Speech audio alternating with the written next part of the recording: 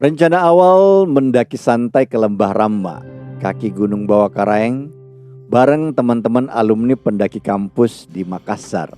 Saat sudah duduk di ruang tunggu Bandara Soekarno-Hatta, dapat info kalau semua batal berangkat. Di pesawat, saya bikin rencana lain, tetap mendaki sendiri, membawa rasa marah dan hati yang tak baik-baik saja ke Gunung Latimojong, Atap, Sulawesi.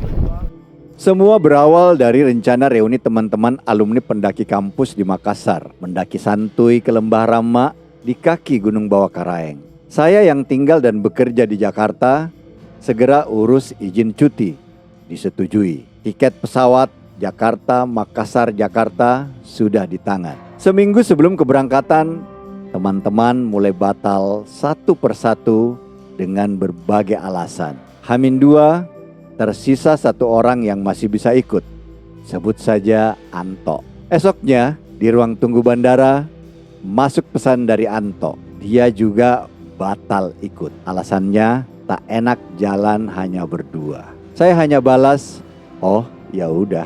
Di pesawat perasaan campur aduk, kecewa, marah, kesal, bingung. Tapi mau kesal dan marah pada siapa? Mereka punya alasan dan hak untuk batalkan janji tanpa perlu ingat pengorbanan dan perasaan saya. Mereka semua tinggal di Makassar, tak rugi apa-apa. Batal, selesai. Sementara saya, semalam saya hanya tidur 2 jam karena khawatir ketinggalan penerbangan pertama di subuh hari. Meski sangat mengantuk, mata sulit terpejam. Kedua tangan terus mengepal, menahan marah.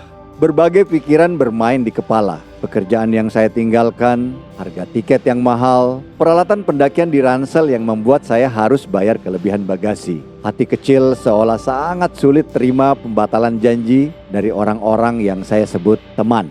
Saya merasa sangat tak dihargai. Namun, tak ingin tenggelam dalam kegalauan, saya putuskan tetap pergi mendaki meski seorang diri. Tapi kemana? Lembah Rama bukan jalur pendakian favorit saat itu. Tak banyak pendaki ke sana.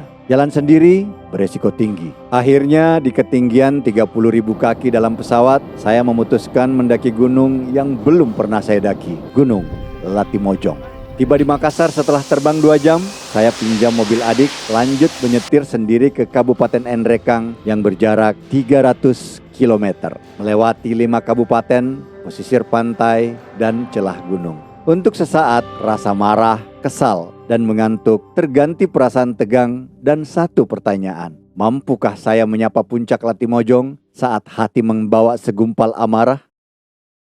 Setelah menyetir 8 jam menjelang maghrib, saya tiba di Baraka, desa di kaki Latimojong. Saya masuk ke rumah panggung bergaya Bugis bertuliskan Base Camp Pendaki Baraka Lembayung. Di sana saya bertemu Pak Dadang, juga Harun, pemuda Akamsi, anak kampung sini yang akan membantu dan ikut mendaki. Harun lalu mengurus semua, cek peralatan, urus logistik, hingga mencari ojek motor kebun untuk saya tumpangi menuju desa Karangan, titik awal pendakian. Harun bawa motor sendiri, bonceng ransel. Jam 10 malam, kami meninggalkan base camp Lembayung, mampir sebentar ke kantor polisi untuk melapor. Setelah menuliskan nama, menyimpan KTP, kami lanjut mencari penjual bensin yang masih buka. Malam dingin dan hening seolah pecah oleh deru motor menggema saat kami meninggalkan Baraka. Jalur yang awalnya setengah jalanan beton berganti jalan setapak dari tanah saat mulai masuk area hutan. Guncangan hebat makin terasa saat kami melewati jalur yang sangat ekstrim. Batang pohon tumbang menghalangi jalan, ikut memacu detak jantung. Saya terguncang hebat selama 4 jam. Duduk di boncengan motor melewati jalur super ekstrim, kami tiba di desa Karangan. Akhirnya. Waktu menunjukkan jam 2 pagi. Sebuah rumah panggung, di mana pendaki lain sudah terlelap, menjadi tempat istirahat. Lumayan untuk meluruskan punggung, demi mengumpulkan tenaga dan semangat yang masih tersisa. Sebelum tertidur, sebaris pertanyaan muncul di kepala. Ini saya lagi ngapain sih? Jam 6 pagi kami mulai mendaki. Beberapa kelompok pendaki jalan bersama, melewati perkampungan, kebun kopi, lereng terjal, sungai, hingga tiba di pos 5 tempat kami akan menginap. Perjalanan panjang dan melelahkan, disuguhi pemandangan indah sepanjang jalur, kicau burung, udara segar, seolah menjadi obat luka. Kecewa, marah, dan rasa kesal yang tadinya menguasai pikiran perlahan mulai berkurang. Saya fokus menikmati keindahan alam di bawah atap Sulawesi yang sangat menenangkan jiwa. Besoknya kami bergerak melewati hutan lumut Latimojong yang melegenda. Lumut tebal menempel di pepohonan menebarkan aroma basah, membuat hati dan jiwa seolah melayang. Tak ada lagi kemarahan dan kesal yang tersisa, berganti semangat untuk menjejakkan kaki di Rantai Mario. Ya, Rantai Mario berada di sana.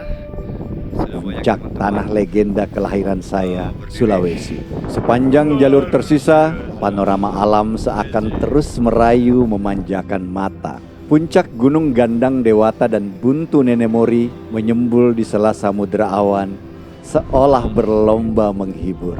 Mereka seakan mengingatkan, di balik balutan awan tebal, puncak dan pribadi yang kokoh akan senantiasa tegak berdiri.